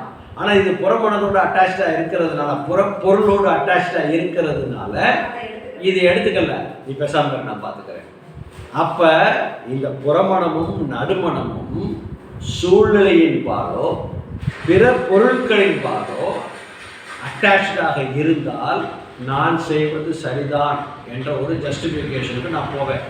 ஆனால் ஒவ்வொரு எண்ணம் எழுச்சி ஏற்படும் பொழுதும் புறமனதின் மூலமாகவும் நடுமனதின் மூலமாகவும் கடைசியாக ஒரு வார்னிங் கொடுக்கும், நீ செய்கிறது தப்பு தான் அப்படின்னு உள்ளிருந்து ஒரு உணர்வை கொடுப்பது ஆழ்மனம்.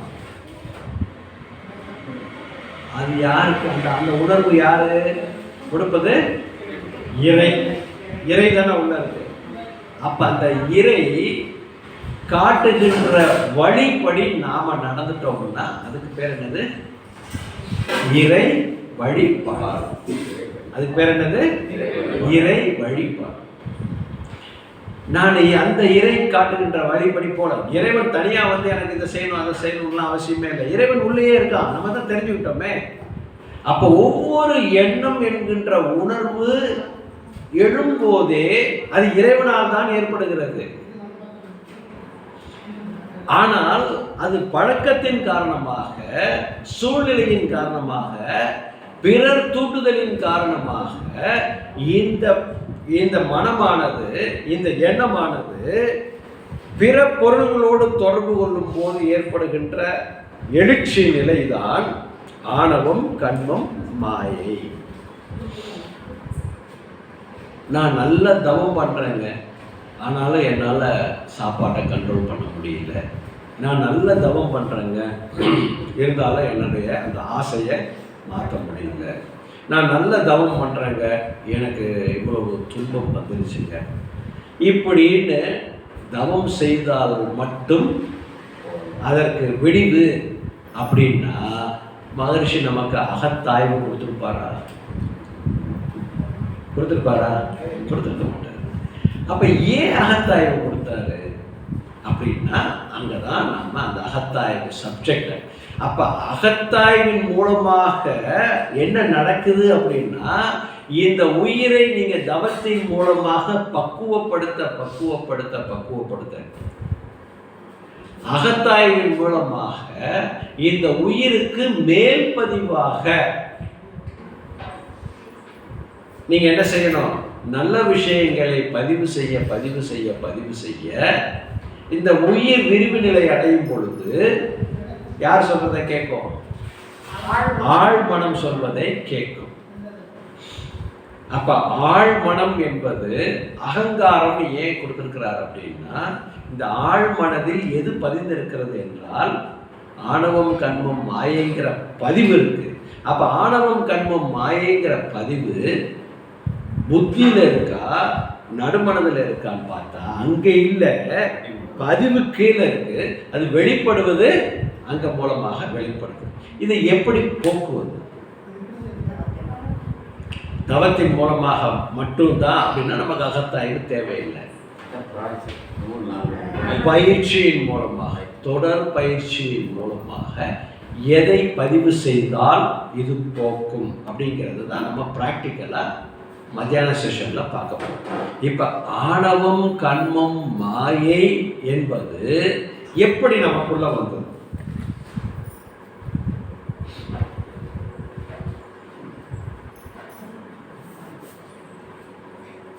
எப்படி நமக்குள் வந்தது? வேண்டாத குணங்கள் மூலம் பிறவித்தொடர். இப்ப ஆணவம் கண்மம் மாயைங்கிற குணமா அல்லது அது ஒரு தன்மை? தன்மை தான், அது குணம் அல்ல.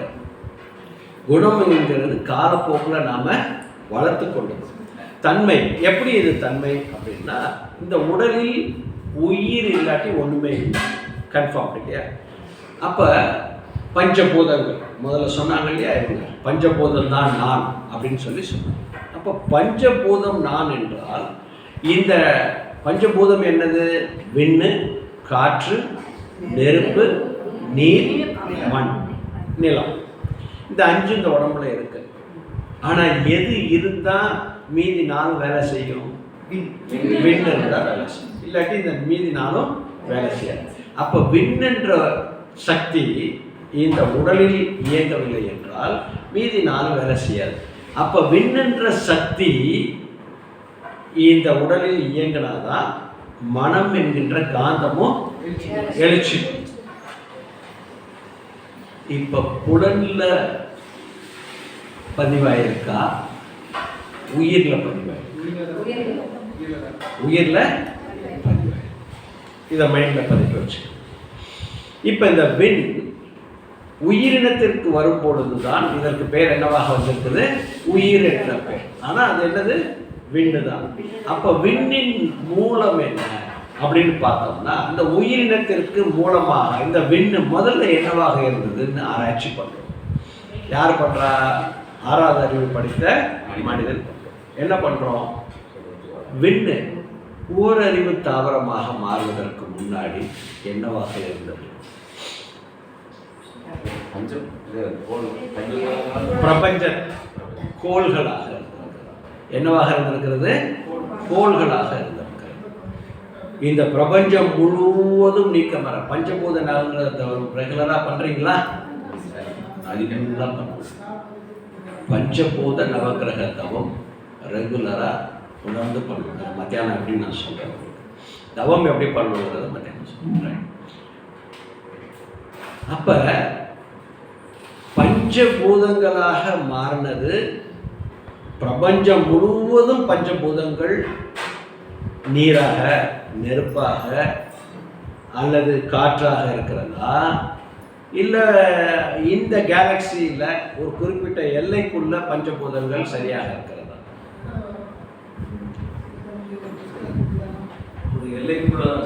எல்லைக்குள்ளதான். இது ரொம்ப முக்கியமா நீங்க புரிஞ்சுக்கணும். ஏன்னா பிரபஞ்சம் முழுவதும் நீக்கமர நிறைந்திருப்பது என்னது இருக்குது? விண் இருக்குது. விண் இருக்கிற இடம் எல்லாமே பஞ்சபூதங்கள் இருக்குமான்னு பார்த்தா இருக்காது. விண்ணினுடைய சரி விகிதாச்சார கூட்டு, முதல்ல ஒரு விகிதாச்சார கூட்டு ஏற்படும் போது விண் என்னவாக மாறுகிறது? காற்றாக.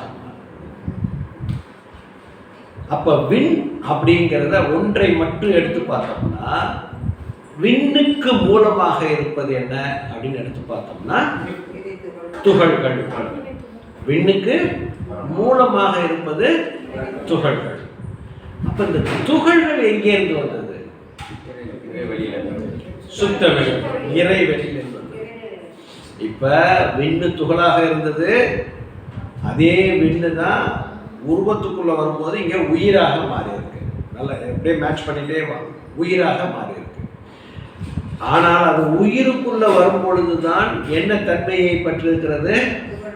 உணர்வு என்கின்ற தன்மையை பெற்றிருக்கிறது. விண் என்கின்றது உயிரினமாக மாறும் பொழுது உணர்வு என்ற தன்மையை பெற்றிருக்கிறது. தன்மை நல்ல ஞாபகம், உணர்வு என்கின்ற. அப்ப இந்த விண்ணு பிரபஞ்சத்தில் இருக்கும் பொழுது என்ன இயக்க ஒழுங்குல இருந்திருக்கிறது? என்ன தன்மையாக இருந்திருக்கிறது? பிரபஞ்சத்துல மொத்த பிரபஞ்சத்துல விண் நிறைந்திருக்கிறது. அழுத்தம் என்கின்ற இந்த அழுத்தம் எங்கே இருந்து உருவாச்சு? சுத்தவெளி. சுத்தவெளியின் இயல்பு என்ன? இது எப்பவுமே மைண்ட்ல வச்சு அத கருமையத்தோட இணைச்சிடும். நீங்க ஒவ்வொரு விஷயத்தையும் குருவை பிடிச்சிக்கிட்டே அதெல்லாம் இணைச்சிட்டீங்கன்னா குரு ஒவ்வொரு விஷயத்தையும் உங்களுக்கு உள்ள இருந்து சொல்லிட்டே இருப்பார், ஃபீல் பண்ண வைப்பார், கண்டிப்பா வைப்பார்.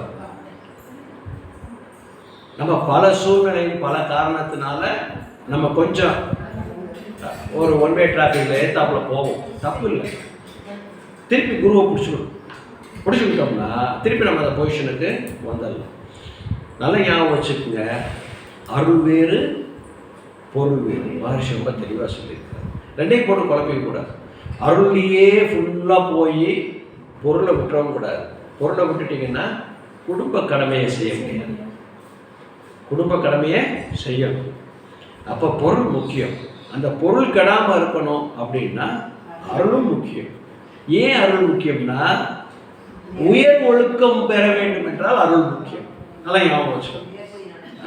உயர் ஒழுக்கம் முதலே பார்த்துங்க, தான் அந்த பாடலை தேடி பிடிச்சோம். உயர் ஒழுக்கம் நமக்குள்ள இருக்க வேண்டும் என்றால் அருள் முக்கியம். அந்த உயர் ஒழுக்கத்தை வைத்து என்ன செய்யணும்?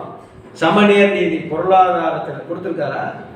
அதனால நம்ம இதுக்கு வந்துட்டா அதை விட்டுணும், அதுக்கு போயிட்டா தவம் பண்ணிட்டா துரோகியாயிரும், அதெல்லாம் ஒன்றும் ஆகலாம் முடியாது. வேதாத்திரியத்தை பயின்றவர்கள், வேதாத்திரியத்தில் வாழ்பவர்கள் துறவியாக போக முடியாது,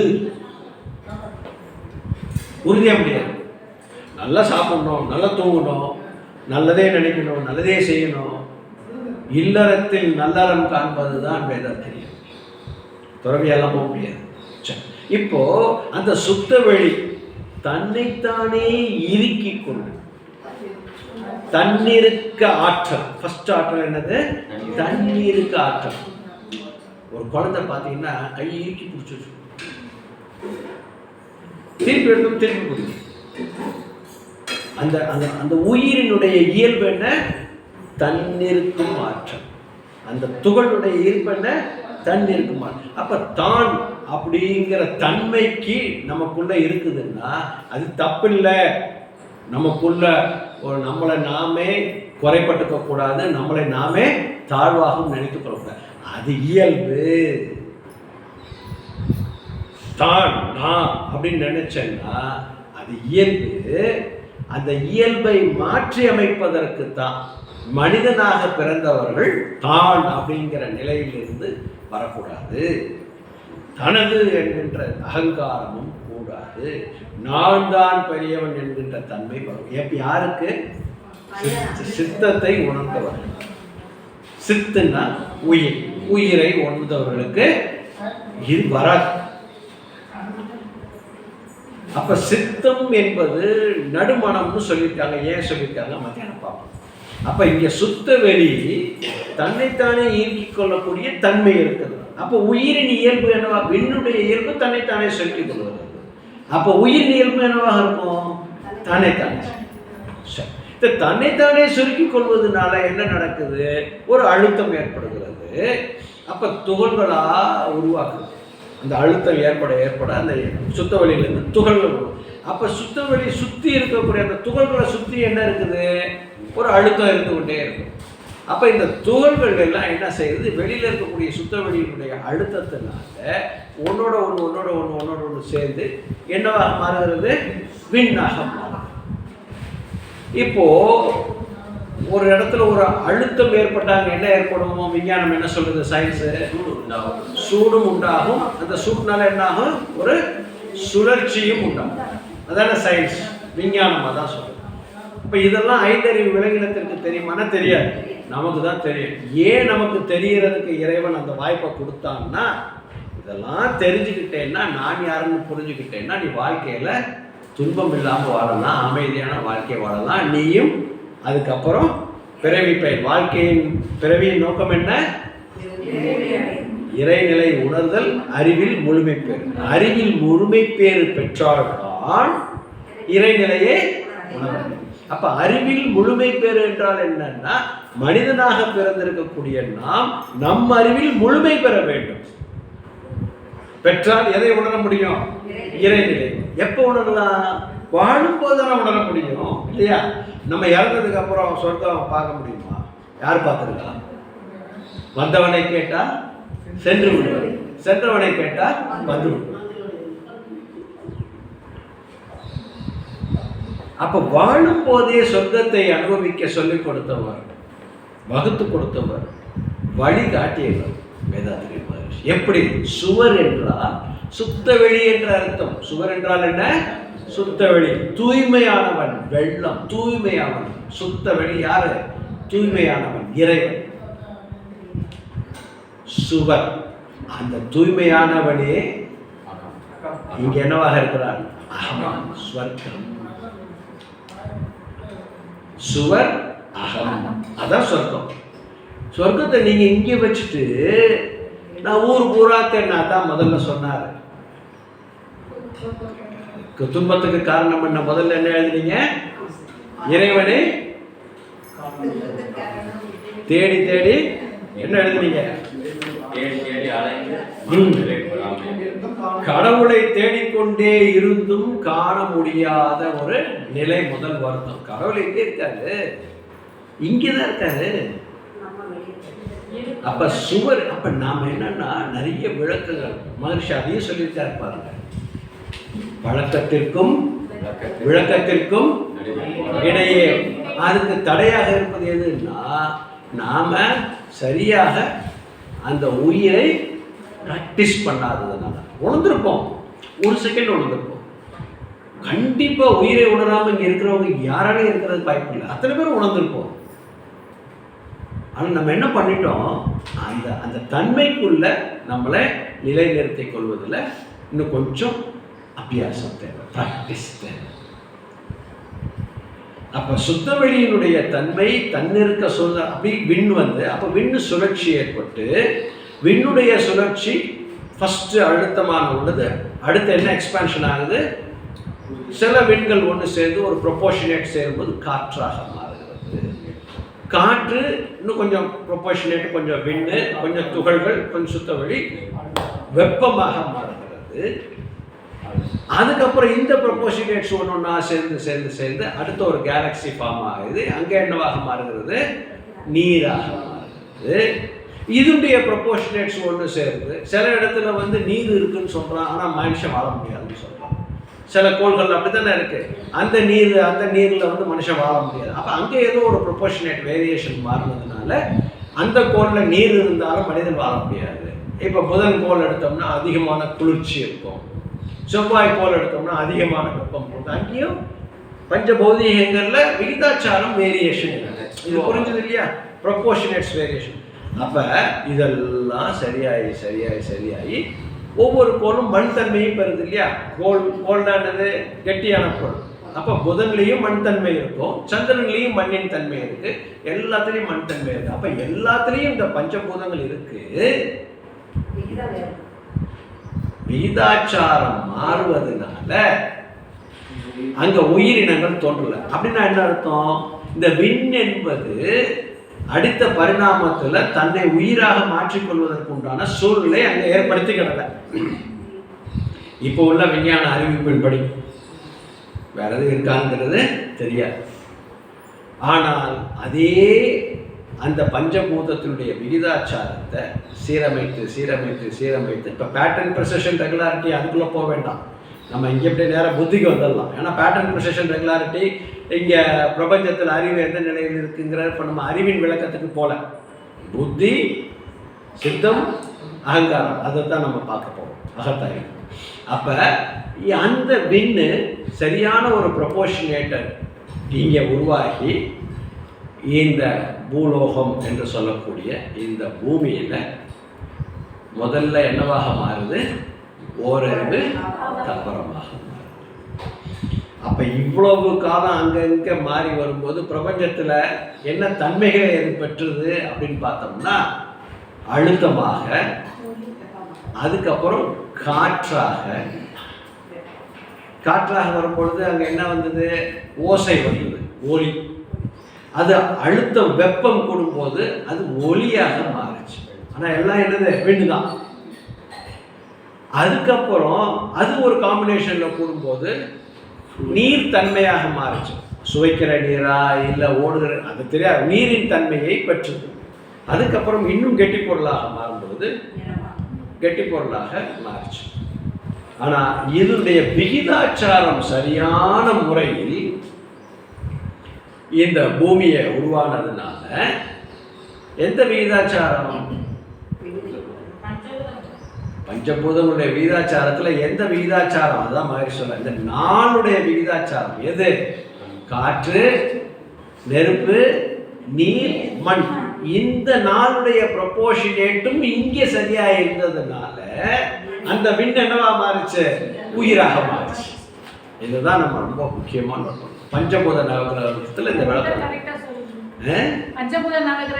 கரெக்டாக சொல்லியிருப்பார். ரொம்ப அழகா அதுக்குள்ள அந்த வாக்கியம் வரும்.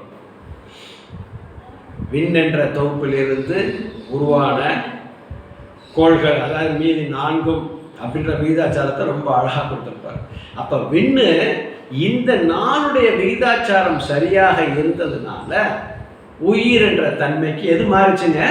விண்ணு. அப்போ விண்ணுக்குள்ள மூலமாக இருப்பது எது? சுத்தவெளி. அப்போ அது எப்போ விண்ணாக மாறி, காற்றாக மாறி, நெருப்பாக மாறி, அதாவது வெப்பமாக மாறி, நீராக மாறி, மண்ணாக மாறி, உயிரினமாக மாறும் பொழுது ஒவ்வொரு தன்மையும் அதுக்குள்ளே என்ன ஆகிட்டே வருது? ஆட் ஆகிட்டே வருது. இப்போ ஓரறிவு தாவரம்னு சொல்கிறோம். ஓரறிவு தாவரம் எத்தனை கோடி வகை இருக்கு. அப்போ ஒவ்வொரு வகையான உயிரினம் ஓரறிவு தாவரத்திற்கும் தன்மைகள் வேற இருக்கு. இன்னும் கொஞ்சம் இன்னைக்கு காலையில் வரும்போது ஒரு சிந்தனை அப்படியே யோசிச்சுட்டே வந்தேன். வேப்ப மரம் கொட்டைக்கும் வேப்ப மரத்தில் இருக்கக்கூடிய ஒவ்வொரு பாகத்துக்கும் மருத்துவ குணங்கள் வேற இருக்கு அப்படின்னு இன்னைக்கு விஞ்ஞானம் சொல்லுது. ஆனால் இந்த கொட்டைக்குள்ளதான் என்ன இருக்கு? அத்தனையும் இருக்கு. எல்லாமே எதுக்குள்ள இருக்கு? அப்ப வேப்ப மரத்து பட்டையில இருக்கக்கூடிய தன்மை வேப்பங்கொட்டையில இருக்குமானா இருக்கும். ஆனா விகிதாச்சாரம் கம்மியா அதைத்தான் அப்படியே ஒப்பிட்டு பார்த்தேன். மகரிஷி சொன்னது ரொம்ப கரெக்ட். வித்துக்குள் ஒடுங்கி இருக்கக்கூடிய அத்துணை ஆற்றலும். அப்ப இந்த உடலுக்குள் வித்தாக இருப்பது எது அப்படின்னு பார்த்தா விண்ணு தான். வித்துன்னா எது? விந்தணுக்கள், வித்து. அப்ப ஜீவ சுக்கிலம். அப்ப இந்த சுக்கிலத்துக்குள் உயிர் துகள் சுக்கிலமாக இருக்கக்கூடியதுல எல்லாம் இருக்கு. எது இருக்கு? அத்தனை பதிவுகளும் இருக்கு. எப்படி அந்த வேப்பங்க மரம் முளைச்சு வரும்பொழுது காலத்தால தை மாசத்துக்கு முன்னாடி பூக்க ஆரம்பிக்குது, சித்திரை மாசத்தை நல்லா கொஞ்சம் கொஞ்சமாக வர ஆரம்பிச்சு, துளிர் விட ஆரம்பிச்சு, சித்திரை மாசத்துக்கு முன்னாடி பங்குனி மாசத்துல நிறைய பூவா வருது. இதெல்லாம் யார் யூனிவர்சல் மேக்னட்டிசம் நல்லா புரிஞ்சுக்கும். அப்ப இந்த பிரபஞ்சம் சும்மா உட்கார்ந்துருக்கல, அதுவும் அதனுடைய வேலையை பார்த்துக்கிட்டே இருக்கு. அப்ப வேப்ப மரமும் மாமரமும் பூக்கணும் அப்படின்னா அது பங்குனி மாசத்துல சித்திரை மாசத்துக்கு முன்னாடி வேப்பம்பெல்லாம் பூக்க ஆரம்பிச்சிடும். அதுக்கப்புறம் மாமரம் பூக்க ஆரம்பிக்கும். பங்குனி முடிஞ்ச சித்திரை வைகாசி ஆனதுக்கப்புறம் மாமரம் சீசன். இப்படி ஒவ்வொன்றையும் எது கொடுத்துக்கிட்டு இருக்கு? அந்த தன்மைக்கு பிரபஞ்ச ஆற்றல் அங்கேருந்து இந்த தன்மை மாற மாற மாற அதுக்கு வேணுங்கிறது அது எங்கேருந்து எடுத்துக்கிடுது? பிரபஞ்சத்திலிருந்து எடுத்துக்கணும். ஒரு ஓரறிவு தாவரம் தன் தேவையை தானே பிரபஞ்சத்திலிருந்து எடுத்துக்கொள்ளும் பொழுது 6 அறிவு படைத்த நாம இந்த பிரபஞ்சத்திலிருந்து எடுக்க முடியுமா?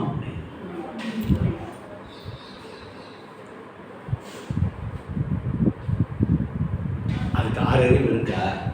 அந்த வேப்ப மரத்துக்கு, ஒரு வாழை மரத்துக்கு 6 அறிவு இருக்கா? தென்னை மரத்துக்கு 6 அறிவு இருக்கா? ஓரறிவு தானே. அப்ப பிரபஞ்சத்துல நிறைந்து இருக்கிறது என்னது? ஆற்றல். அப்ப எனக்குள்ள வந்த அந்த தேவையற்ற பதிவுகள் எல்லாம் நான் நீக்க முடியுமா? முடியாது. என் தேவையை நான் யார்கிட்ட எடுத்துக்கலாம்? முடியுமா? முடியாது. ஏன் செய்ய மாட்டேன்றோம்?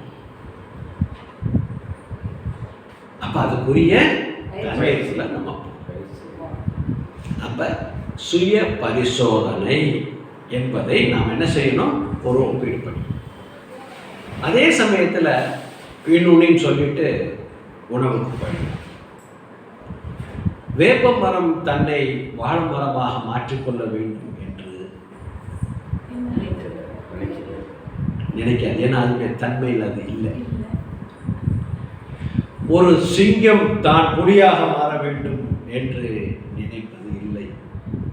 ஒரு குயில் நான் மயிலாக மாற வேண்டும் என்பது நினைப்பது இல்லை. ஒரு மயில் குயில் ராகத்தை பார்த்து நானும் பாடணும்னு நினைச்சதில்லை. இது இதனுடைய இயல்பில் இருந்தது, அது அதனுடைய இயல்பில் இருந்தது. மனிதனிடத்தில் சடுதி மாற்றம்னு மகரிஷி சொல்றார். இயற்கையின் ஒரு தன்மாற்றத்தில் மாற்றி ஒரு யாழி என்பது ஒரு பெண் குதிரையா, பெண் குதிரை இருந்து ஒரு ஒரு மாறுபட்ட ஒரு ஒரு மாறுபட்ட ஒரு சடுதி மாற்றம் ஏற்பட்டு மனித உருவம் வந்ததுனால இந்த வித்து பதிவில் எல்லாம் வந்திருக்கிறது. வந்ததுடைய நோக்கம் என்னன்னா, இதெல்லாம் பதிவு பெற்று வந்திருந்தாலும் இந்த பிறப்பினுடைய நோக்கம் மனிதனுக்குள்ளேயே அந்த இறை ஆற்றல் இந்த பதிவுகளை எல்லாம் கழித்து முடிந்த அளவுக்கு இந்த பிறப்பில் இருக்கக்கூடிய இந்த பதிவுகளை எல்லாம் நீக்கி இந்த ஆன்மா, இந்த காந்தம் தன்னுடைய சுத்த நிலையாகிய ஸ்டாட்டிக், அதுக்கு பேர் என்னது? சுத்த நிலைக்கு பேர் ஸ்டாட்டிக். பிரபஞ்சம் முழுவதும் இருக்கிறதுக்கு பேர் என்னது? டைனமிக். அப்ப டைனமிக் உடைய ஆற்றல்ல சடுதி மாற்றத்தில் ஏற்பட்ட ஒரு மனித பிறப்பு இதையெல்லாம் மாற்றி அமைத்து திருத்திக் கொள்ளக்கூடிய வாய்ப்போட பிறந்திருக்கிறது. அதுதான் இயற்கையினுடைய நியதி. மகர்ஷி தான் சொல்றார், தப்பு கணக்கிட்டு தான் ஒன்று எதிர்பார்த்தால் ஒப்புமோ இயற்கை விதி ஒழுங்கமை பெற்று ஒப்ப. அப்ப நமக்குள்ளேயே இறைவன் ஏன் இருக்கான் அப்ப புரிஞ்சுக்கிட்டோமா? எப்பா நான் உனக்குள்ள இருக்கேன், மிருகத்துக்குள்ளேயே நான் தான் இருக்கேன். ஆனா அவங்கள்ட்ட என்னவா இருக்கிறேன்? அழுத்தம் ஒளி சுவை மனமாக புலன் வழியாக அவங்கள பாதுகாத்துக்கிட்டு இருக்கேன். முடிஞ்சு போச்சு. ஆனா உனக்குள்ளேயே நான் இருக்கேன். அதே அழுத்தம் ஒளி சுவை தோல் நாக்கு மூக்கு கண் காதாவும் நான் இருக்கேன். கர்மங்கள் செய்யக்கூடிய கருவியாகவும் நான் இருக்கேன். காந்தமாகவும் உனக்கு இருக்கேன். ஆனா இந்த தேவையில்லாததை நீக்கிறதுக்கும் நான் உனக்கு துணை புரிகிறேன், நீ என்னைய பிடிச்சுக்கோ அப்படின்னு இறைவன் சொல்லுவதை குருபிரான் வேதாத்திரி மகர்ஷி மூலமாக நமக்கு எடுத்து கொடுக்கப்பட்டிருக்கிறது. அப்ப அந்த இறைவனுடைய அருள் நமக்கு முழுமையாக வர வேண்டும் என்றால் யாரை நம்ம பிடிச்சுக்கணும்? குருவை பிடிச்சிக்கணும். குருவை பிடிச்சிக்கிட்டீங்கன்னா அந்த இறை ஆற்றல் நமக்கு என்ன செய்யும்? எப்படி ஒரு ஓரறிவு தாவரம் பிரபஞ்சத்தை பிடித்துக் கொள்கிறது, பிடிச்சுக்கிட்டா இல்லையா? தனக்கு தேவையானது அங்கேருந்து எடுத்துக்கிடுது. நாம தான் என்ன பண்றோம்? நல்லா வளர்ந்துட்டு இருக்கிற மரத்தை வெட்டுவோம், இல்லை தண்ணி இல்லாமல் ஆக்குவோம், கறி போகும், வச்சுட்டு என்ன சொல்லுவான்? படைச்சவன் போட சோறு போடுவான் அதுக்கு அப்படின்னு. நீங்க ஒரு டம்ளர் தண்ணி ஊற்றினாலும் போதும், அது காலம் வரும் பொழுது மீதி ஆற்றலை நான் வளர்த்ததுங்க. அந்த காலத்தில் நான் வளர்த்து, எங்கள் அப்பா வளர்த்து, அது நம்ம கூட இருந்தால் வளர்த்தோம். அது பெற்றுக்கொண்ட ஆற்றல் எங்கே இருந்து? பிரபஞ்சத்துக்கு. நான் செஞ்சது என்னது? தண்ணி. அப்போ அது எதை பிடிச்சிக்கிச்சு? பூமியை வேரை பிடிச்சிக்கிச்சு. வேறு பூமியை பிடிச்சிக்கிச்சு. நாம் யாரை பிடிச்சிக்கணும்? குருவை பிடிச்சிக்கணும். அவர் கொடுக்கறத கொஞ்சம் கொஞ்சம் எடுத்துக்கணும். நம்ம சுற்றி இருக்கக்கூடிய நண்பர்கள் எல்லாம் நமக்கு அந்த செடிக்கு தண்ணி ஊற்றுற மாதிரி அப்படியே பிடிச்சிக்கிட்டே இருந்துட்டோம்னா யார் நமக்கு கொடுப்ப? அந்த பிரபஞ்ச சக்தி நமக்கு வேணுங்கிறத பூரா கொடுத்து கொண்டே இருக்கும். அப்போ புத்தி என்று சொல்லக்கூடிய ஒரு உயிர் சக்தி அந்த உயிரிலிருந்து தான் வெளியே இருக்கிறது.